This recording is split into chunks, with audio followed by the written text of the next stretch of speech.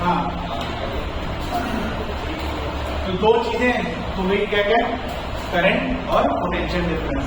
अब तीसरी चीज पे बात करते हैं, दैट इज रेजिस्टेंस। क्या है? Obstruction in path of flow of electric charge, और हमारे यहाँ कौन है इलेक्ट्रिक चार्ज? Free electrons. तो उनके फ्लो में जो ऑब्स्ट्रक्शन आता है, तो ऑब्स्ट्रक्शन को हम क्या बोलते हैं? रेजिस्टेंस। इस प्रॉपर्टी को क्या बोलते हैं? ऑब्स्ट्रक्टिव प्रॉपर्टी को रेजिस्टेंस, है ना? तो हम लोग पढ़ेंगे क्या? रेजिस्टेंस। इसका सिंबल क्या होगा? आर। सिंबल क्या है? आर। क्या है? Obstruction in path of flow of electric charge. Electric charge, obstruction in path of flow of electric charge due to, क्या रीजन है इसका?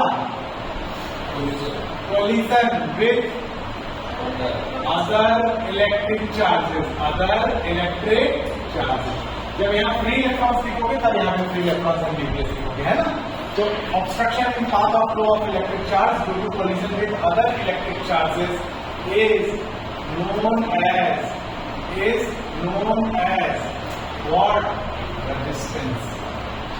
is known as resistance। ये क्या है? It is the property of what? Conductor। Property of conductor, है ना? ठीक है, मैंने क्या बोला कि रेजिस्टेंस ये क्या है? ऑब्स्ट्रक्शन, है ना? ऑब्स्ट्रक्शन या रेजिस्टेंस भी जानते हो। रेजिस्टेंस का मीनिंग क्या होता है? विरोध, है ना? तो obstruction in path of flow of electric charge due to collision with other electric charges is known as resistance। समझ नहीं हो? It is the property of conductor। It is the property of conductor। अब ये देखो, इधर देखो, ये resistance जो है ये किन फैक्टर पे डिपेंड करता है? ये किस पे डिपेंड करता है? प्रॉपर्टी तो है, लेकिन दो चीजों पे डिपेंड करता है। एक तो किस पे? कंडक्टर किस मटेरियल का बना हुआ है, मतलब कौन सी प्रॉपर्टी पे डिपेंड करेगा? मटेरियल प्रॉपर्टी पे। ध्यान से सुनो पहले, किस पे डिपेंड करेगा? Material property. और दूसरी किस पे बात पे डिपेंड करेगा? कौन सी प्रॉपर्टी पे? ज्योमेट्रिकल प्रॉपर्टी पे। किस पे? Geometrical property. मतलब कंडक्टर का शेप और साइज भी मैटर करेगा, किसके लिए? रेजिस्टेंस के लिए। किसके लिए? रेजिस्टेंस के लिए। तो दो चीजों पे डिपेंड करता है, किस पे? शेप और साइज, मतलब किस पे? ज्योमेट्रिकल प्रॉपर्टीज पे और मटेरियल प्रॉपर्टी पे। किस पे? मटेरियल प्रॉपर्टी पे। क्या बात समझ में? रेजिस्टेंस दो फैक्टर्स पे डिपेंड करता है। रेजिस्टेंस दो फैक्टर्स पे डिपेंड करता है, एक तो मटेरियल प्रॉपर्टी पे और दूसरा ज्योमेट्रिकल प्रॉपर्टी पे। क्या बात समझ में? मटेरियल चेंज, कॉपर हो गया, एल्यूमिनियम हो गया, सिल्वर हो गया, ये सब क्या चेंज कर रहे हैं? मटेरियल। तो क्या रेजिस्टेंस चेंज हो जाएगा? बिल्कुल। आप एक ही मटेरियल लो, आपने ले लिया कॉपर, और उसी का क्या चेंज कर रहे हो? ज्योमेट्री। क्या चेंज कर रहे हो? ज्योमेट्री। तो उसका रेजिस्टेंस भी क्या होता जाएगा? चेंज होता जाएगा। क्या होता जाएगा? चेंज। अब देखो कैसे चेंज होता है। तो मटेरियल प्रॉपर्टी का जो नाम है उसका नाम है क्या? रेजिस्टिविटी। क्या नाम है? क्या नाम है? रेजिस्टिविटी। इसको शो करते हैं रो से, लहराते हुए पीछे शो करते हैं। किसे शो करते हैं? लहराते हुए। इसको क्या बोलते हैं? रो, है ना? तो रेजिस्टिविटी का सिंबल क्या हो गया? रो। ये कौन सी प्रॉपर्टी को दिखाना है? Material property. और ज्योमेट्रिकल प्रॉपर्टी में ये दो ज्योमेट्रिकल प्रॉपर्टीज पे डिपेंड करता है। पहली का प्रॉपर्टी का नाम क्या है? Length of the conductor. क्या नाम है? Length of the conductor. क्या नाम है? Length of the conductor. और दूसरे प्रॉपर्टी का नाम क्या है? ज्योमेट्रिकल प्रॉपर्टी का नाम क्रॉस सेक्शन एरिया। क्या नाम है? Cross section area. तो लेंथ ऑफ द कंडक्टर का सिंबल क्या हो गया? एल। क्या नाम हो गया? एल। और क्रॉस सेक्शन एरिया का सिंबल क्या हो गया? ए। क्या हो गया? ए। मेरी बात ध्यान से सुनना, लुकना मत। अब आर रो के क्या दिखा रहा है यहाँ पे? Directly proportional. क्या होता है? मतलब अगर रेजिस्टिविटी बढ़ती जाएगी तो आर भी क्या होता जाएगा? बढ़ता जाएगा। क्या होता जाएगा? बढ़ता जाएगा। और रजिस्टिविटी कम होती जाएगी तो आर भी क्या होता जाएगा, कम होता जाएगा। क्या बात समझ में आ रही है? क्या बात समझ में आ रही है? अगर रजिस्टिविटी बढ़ेगी तो आर भी बढ़ेगा, रजिस्टिविटी कम होगी तो आर भी कम होगा। अच्छा, ये रजिस्टिविटी किस पे डिपेंड करती है? बहुत ध्यान से सुनो थोड़ा सा, ये सब दिया नहीं है, मैं बता रहा हूं। N upon n e square tau, क्या m upon n e square tau. भाई कौन से चार्जेस फ्लो हो रहे हैं? सॉलिड, हम लोग सॉलिड कंडक्टर पढ़ रहे हैं कि नहीं पढ़ रहे हैं? तो ये एम मतलब क्या, मास ऑफ फ्री इलेक्ट्रॉन। क्या मैं इलेक्ट्रॉन के मास को चेंज कर सकता हूं? नहीं। ई बताए चार्ज ऑन फ्री इलेक्ट्रॉन, क्या इसको चेंज कर सकता हूं? नहीं। एन क्या है? Number of free electrons per unit volume. क्या? Number of free electrons per unit volume. Number of free electrons per unit volume. Unit volume में फ्री इलेक्ट्रॉन कितने हैं? यूनिट वॉल्यूम में फ्री इलेक्ट्रॉन कितने हैं? बात समझना। और टाउ क्या है? Relaxation time. कौन सा time? Relaxation time. Average relaxation time. कौन सा टाइम? रिलैक्सेशन समझते हो? तुमको रिलैक्स करने का कितना मौका मिला? क्यों रिलैक्स होने की बात हो रही है? क्योंकि इलेक्ट्रॉन्स लगातार क्या कर रहे हैं? तो रिलैक्सेशन टाइम होता है टाइम बिटवीन टू लगातार कोलिजन्स। टाइम बिटवीन टू लगातार collisions. Time between two successive collisions. क्या बात समझ में आई? तो एक इलेक्ट्रॉन की कोलिजन हो रहे हैं कई सारे? तो एक हो सकता है जल्दी, मतलब एक इलेक्ट्रॉन 1 सेकंड बाद नेक्स्ट कोलिजन करें, हो सकता है एक 5 सेकंड बाद करें, हो सकता है एक 0.2 सेकंड बाद करें। तो हम कौन सा टाइम निकालेंगे? एवरेज। और आप तो देख ही चुके हो, इलेक्ट्रॉन्स थोड़े थोड़े नहीं, कितने होते हैं? 10 के पावर 10, 10 के पावर 20 ऐसे होते हैं। तो कौन सा टाइम निकालेंगे? Average relaxation time. तो किन बातों पर डिपेंड करता है रजिस्टिविटी? मेनली 2 चीजों पे। क्या? Number of free electrons per unit volume और average relaxation time. Average relaxation time. अब मैं एक चीज पूछता हूं, आपको दे दिया गया कॉपर और लोहा। कॉपर और कौन अच्छा कंडक्टर है? सब लोग जानते हो ना? कौन अच्छा कंडक्टर है? क्यों? क्योंकि जिसके पास फ्री इलेक्ट्रॉन्स ज्यादा होंगे वो अच्छा कंडक्टर होगा। तो ये बताओ, number of free electrons per unit volume किसके पास ज्यादा होगा? कॉपर के पास कि लोहा के पास? समझ में आ रहा है? अच्छा, कॉपर और एल्यूमिनियम में number of free electrons per unit volume किसके पास ज्यादा होगा? नहीं, copper. Copper is a better conductor. Copper is a, तो जो ज्यादा बेटर कंडक्टर होगा उसके number of free electrons per unit volume कम होंगे कि ज्यादा होंगे? ज्यादा। क्या होंगे? क्या होंगे? और मैं अगर बात करूं सोने की और कॉपर की, तो किसका एन ज्यादा होगा? किसका एन ज्यादा होगा? सोने की और चांदी की, तो किसका एन ज्यादा होगा? चांदी का और कॉपर का, तो किसका एन ज्यादा होगा? चांदी का और लोहा का, तो किसका एन ज्यादा होगा? ऑब्वियसली चांदी का। क्या समझ में आ गया? चांदी को अर्जेंटम बोलते हैं इजी, और सोने को क्या बोलते हैं? एयू। क्या बोलते हैं? मुझे नहीं पता था। और tau, average relaxation time. Average relaxation time. तो अच्छा ये बताओ, अभी एकदम रिलैक्स बैठे हो नहीं बैठे? और अगर अभी यहाँ पे एसी बंद कर दूं और यहाँ पर घंटी लगा, ठीक है, तंदूर लगी, ठीक है, तो क्या करोगे? ऐसे बैठे रहोगे कि क्या करोगे? तो तुम्हारा रिलैक्सेशन टाइम बढ़ेगा कि घट जाएगा? और हाँ, रिलैक्सेशन टाइम घट जाएगा। हाँ, एक दूसरे से बचो बचो, गर्मी लग रही, आग जब लगती है। इसका मतलब जब टेम्परेचर बढ़ेगा तो फ्री इलेक्ट्रॉन्स का कोलिजन ज्यादा होगा, तो रिलैक्सेशन टाइम समझ में आ रहा है? 12th वालों को पढ़ाता हूँ, ये समझ में आया? अगर टेम्परेचर बढ़ेगा तो नंबर ऑफ कोलिजन, तो रिलैक्सेशन टाइम, और अगर टेम्परेचर घटाओगे तो कोलिजन, नंबर ऑफ कोलिजन घटेगा और रिलैक्सेशन टाइम समझ में आ रहा है कि नहीं? अच्छा इधर देखो, रिलेशन कैसा है एन और टाउ के साथ? Directly proportional relation. मतलब rho is inversely proportional to n, rho is inversely proportional to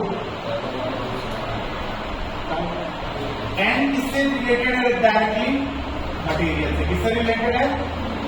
और टाउ मटेरियल से रिलेटेड है, टेम्परेचर से। किससे रिलेटेड है? टेम्परेचर से। तो मुझे ये बताओ, एन जो गुड कंडक्टर्स होगा,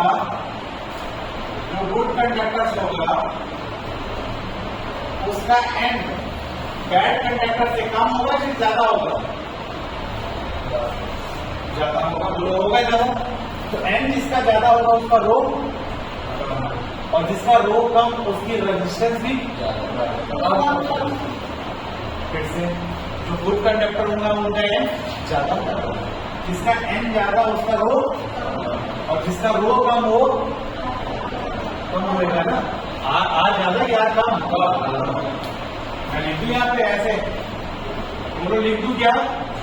अच्छा, अब टेम्परेचर पे बात करते हैं। अगर टेम्परेचर बढ़ाता हूं, क्या टेम्परेचर बढ़ाता हूं तो टाउ क्या हो जाएगा? जल्दी बताओ। हाँ, और अगर टाउ कम हो गया तो रेजिस्टिविटी, और रेजिस्टिविटी बढ़ गई तो रेजिस्टेंस। अगर टेम्परेचर कम करूंगा तो टाउ, तो रेजिस्टिविटी, तो रेजिस्टेंस। क्या समझ में आया? इसीलिए वायर जब हीटेड होते हैं तो उसका रेजिस्टेंस क्या हो जाता है? वायर का हीटिंग होगा तो रेजिस्टेंस क्या हो जाएगा? बढ़ जाएगा। और वायर की कूलिंग में रेजिस्टेंस क्या हो जाएगा? घट जाएगा। क्या बात समझ में आई? क्लियर है? क्या समझ में आया? रेजिस्टिविटी कैसे मटेरियल प्रॉपर्टी और इवेंट किस पर डिपेंड करता है? टेम्परेचर पे। किस पर डिपेंड करता है? आपकी बुक में ये सब नहीं लिखा हुआ। क्या बात समझ में आई कि नहीं आई? क्या पिक्चर खोल के समझ में आई कि नहीं आई? अच्छा, चलो अब आते हैं इसमें ज्योमेट्रिक प्रॉपर्टी पे। किस पे आते हैं? मुझे ये बताओ, कोलिजन ही तो हो रहा है। अब मैं कहूं एक रोड बहुत लंबी है और एक रोड छोटी है, दोनों उतनी ही मोटी है, मोटी मतलब चौड़ी, तो कोलिजन के चांसेस किसमें ज्यादा होंगे? लंबी रोड में या छोटी रोड में? अरे भैया चल रहे हो, ज्यादा एक्सीडेंट होने के चांसेस किसमें है? 1 किलोमीटर में कि आधे किलोमीटर में? भाई जितनी लंबी रोड भाई कोलिजन होने के चांसेस उतने ज्यादा, जितनी छोटी रोड कोलिजन होने के चांसेस उतने ही। मैंने चौड़ाई तो दोनों की बराबर बोली। तो आप बताओ, आर जो है रेजिस्टेंस, रेजिस्टेंस किस पे? अगर कोलिजन बढ़ेंगे तो रेजिस्टेंस बढ़ेगा, कोलिजन बढ़ेंगे तो रेजिस्टेंस बढ़ेगा। तो आर लेंथ के इनवर्सली प्रोपोर्शनल या डायरेक्टली प्रोपोर्शनल? कैसा प्रोपोर्शनल? सोच के बताना, कैसा प्रोपोर्शनल? Directly proportional. वो बढ़ेगा भाई, लेंथ बढ़ेगी तो कोलिजन बढ़ेंगे और रेजिस्टेंस भी बढ़ेगा। क्या बात समझ में? मतलब ये बात गलत है? गलत है ना? अच्छा, अब मैंने एक किया कि सेम लेंथ की रोड है लेकिन एक इतनी चौड़ी 6 लेन और एक सिंगल लेन। अब बताओ लेंथ दोनों की सेम है लेकिन क्या चीज चेंज कर दिया? Area, cross section area. किसमें कोलिजन ज्यादा होंगे? है ना? और फर्स्ट वाले में कोलिजन क्या होंगे? कम। तो ज्यादा कोलिजन मतलब ज्यादा रेजिस्टेंस, कम कोलिजन मतलब कम रेजिस्टेंस। तो आर ए के डायरेक्टली प्रोपोर्शनल या इनवर्सली प्रोपोर्शनल? सही है। कौन सा? दोनों। मैं चलो एक से पूछता हूँ, रोड चौड़ी है, रोड पतली है, ज्यादा कोलिजन किसमें होंगे? चौड़ी रोड में कि पतली रोड में? पतली रोड में। तो जो रोड के जिसमें कोलिजन कम होंगे उसी का तो रेजिस्टेंस, सॉरी जिसमें कोलिजन ज्यादा होंगे उसी का तो रेजिस्टेंस क्या रहेगा? ज्यादा रहेगा। किस रोड में कोलिजन ज्यादा हो रहे हैं, पतली या चौड़ी? तो जिसका एरिया कम है उसका उसमें कोलिजन ज्यादा और उसका रेजिस्टेंस भी। तो रेजिस्टेंस एरिया की डायरेक्टली प्रोपोर्शनल या इनवर्सली प्रोपोर्शनल? समझ में आया कि नहीं आया? एकदम लॉजिकल आया कि नहीं आया? तो कौन सा वाला सही है? ये वाला गलत।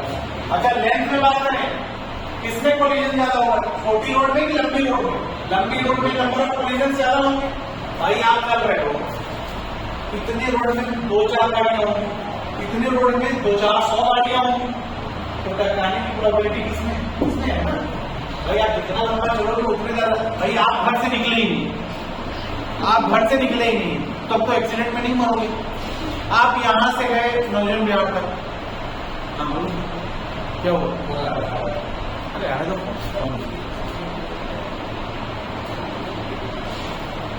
ठीक है, तो अगर मैं क्या बोल रहा था यार,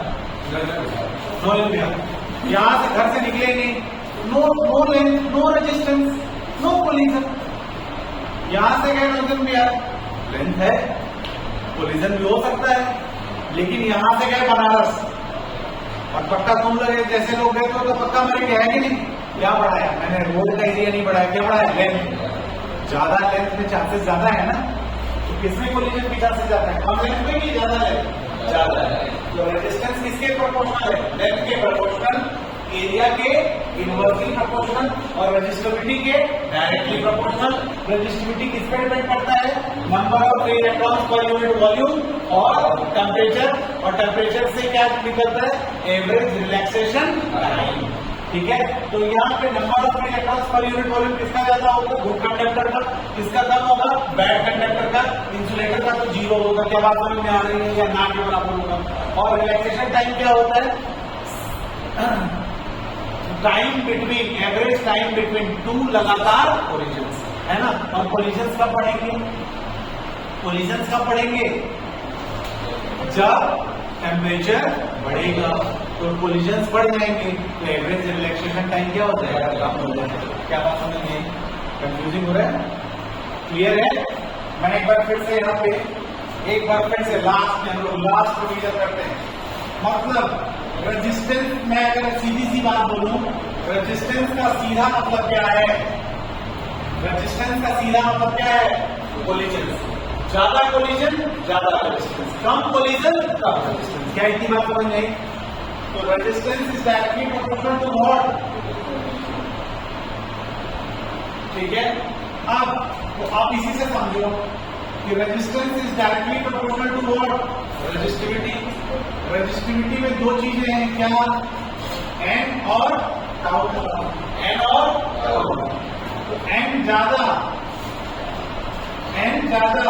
तो रो, एन ज्यादा तो रो कम, और रो कम तो रेजिस्टेंस भी कम। अब यहाँ पे अगर टेम्परेचर ज्यादा, क्या?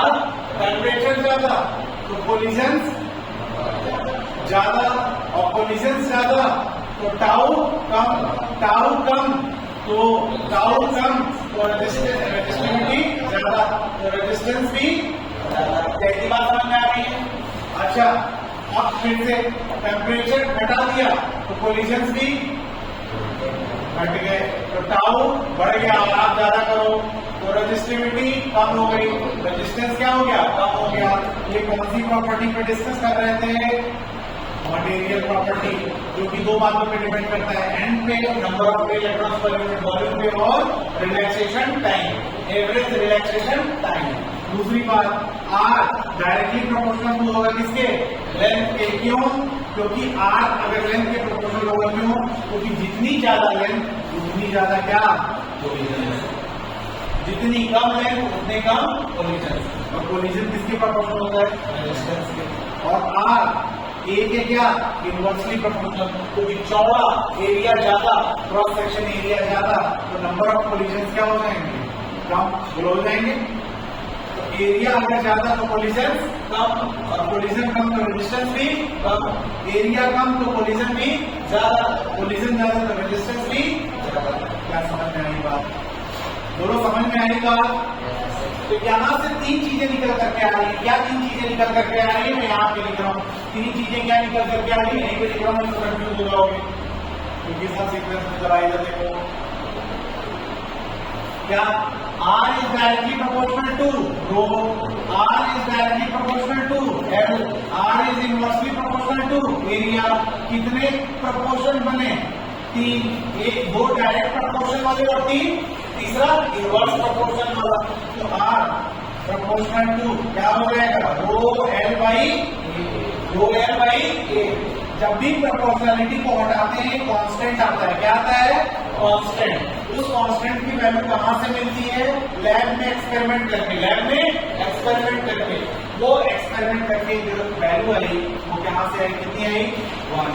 कहां करते हैं आप? कैसे निकालते हैं? एक्सपेरिमेंट करके। तो आपको बस पता होना चाहिए।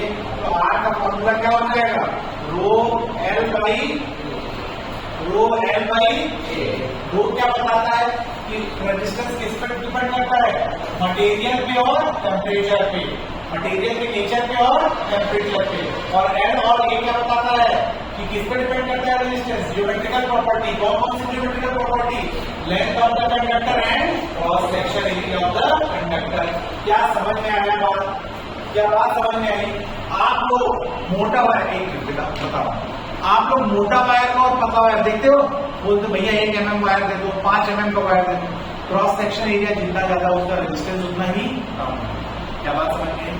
तो अगर आपको ज्यादा एनर्जी ले जानी है तो आप क्या करते हो, मोटा से मोटा वायर लेते हो ताकि उसका रेजिस्टेंस क्या है, कम से कम। क्योंकि रेजिस्टेंस क्या है, ऑब्स्ट्रक्शन। ऑब्स्ट्रक्शन मतलब लॉस की प्रॉफिट, प्रॉफिट तो नहीं होगा ना, किसका लॉस, एनर्जी का। कौन सी एनर्जी का, इलेक्ट्रिकल एनर्जी की। बात समझिए, क्लियर है?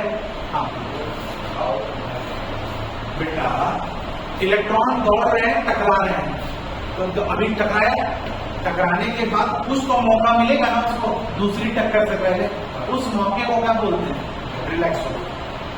तो ये कब, ये मौका ज्यादा भी हो सकता है और कम भी। कब ज्यादा हो जाएगा, जब कोलिजन कम हो। और कब कम हो जाएगा रिलैक्सेशन टाइम, जब कोलिजन ज्यादा हो। समझ में आ गया? क्लियर? बस आज के लिए क्या समझ में आ गया? हाँ बोल। हाँ, नंबर ऑफ बेटा, number of electrons per unit volume. इसका मतलब ये है कि ये मटेरियल का नेचर है। गोल्ड में ये सबसे ज्यादा होता है, मतलब आप पर यूनिट वॉल्यूम में देखोगे तो फ्री इलेक्ट्रॉन सबसे ज्यादा है। आप ऐसे समझो कि यूनिट वॉल्यूम अगर आप गोल्ड का लेते हो, एसी का लेते हो, साथ से सुनो कॉपर का लेते हो और एल्यूमिनियम का लेते हो, और इधर ले लिया किसका, स्टील का। मैं एग्जाम्पल देता हूं, तो 10 की पावर 20 इलेक्ट्रॉन्स, फ्री इलेक्ट्रॉन्स, 10 की पावर 20 इलेक्ट्रॉन्स पर मीटर क्यूब किसमें होंगे, गोल्ड में। तो 10 के पावर 15 होंगे किसमें, अर्जेंटन में। और कॉपर में कितने, 10 के पावर 10 ही होंगे पर मीटर क्यूब। एल्यूमिनियम में 10 के पावर 8 होंगे और स्टील में 10 के पावर 1 होंगे। क्या बात समझ में, क्या बात समझ में आई? तो भाई एनर्जी किसके थ्रू जाता है, फ्री इलेक्ट्रॉन्स के थ्रू। वो है ही नहीं जिसमें, तो उसमें जब है ही नहीं तो उसका रेजिस्टेंस तो ऑब्वियस से बात है क्या होगा, ज्यादा होगा ना। क्योंकि रेजिस्टेंस क्या होता है, obstruction in path of flow of electric charge. अब चार्ज है ही नहीं, चार्ज क्या है ही नहीं, तो फिर एनर्जी कौन ले जाएगा। तो उसको उल्टे तरीके से सोचो, जब चार्ज है ही नहीं तो एनर्जी नहीं ले जा रहा है कोई, तो एक तरह से उसका रेजिस्टेंस क्या है, बहुत ज्यादा है। आप सोच सकते हो कि नहीं सोच सकते? फिर से मैं बोलूंगा, आपके पास जब तक फ्री इलेक्ट्रॉन्स नहीं होंगे एनर्जी फ्लो नहीं करेगा। फ्री इलेक्ट्रॉन का होना मतलब रेजिस्टेंस कम, फ्री इलेक्ट्रॉन्स का नहीं होना मतलब रेजिस्टेंस क्या बात समझ। तो जब बहुत ज्यादा है फ्री इलेक्ट्रॉन, इसका मतलब रेजिस्टेंस बहुत कम है, और जब फ्री इलेक्ट्रॉन बहुत कम है तो इसका मतलब रेजिस्टेंस बहुत ज्यादा है। क्या बात समझ में, क्लियर, समझ में आया? ठीक है, तो आर का फॉर्मूला क्या हो गया, rho L by A. Again ये चीज आपको समझ करके लिखना है, समझ करके लिखना है। नेक्स्ट क्लास में मैं फिर से लिखना कराऊंगा एक बार। क्या चीजें समझ में आई, एक बार फिर से बोलने की जरूरत है क्या, समझ में आ गया क्या, समझ में आ गया क्या? ठीक है।